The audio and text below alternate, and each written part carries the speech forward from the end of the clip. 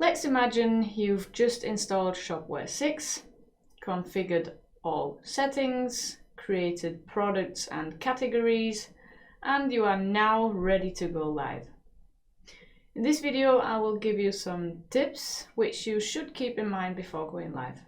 You may have manually maintained links in your test installation that lead to resource in your shop. If you now change the domain of your shop, you need to adjust these links. You can find manually maintained links in your categories.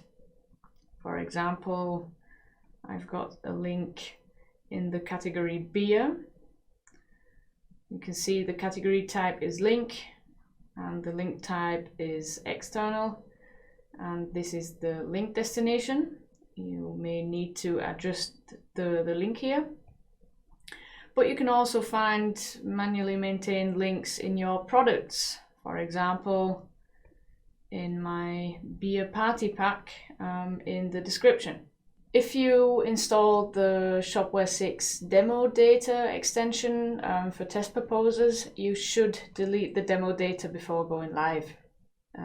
You can find the demo data in the products, the categories, the properties, the manufacturers, and the shopping experiences. Check your shipping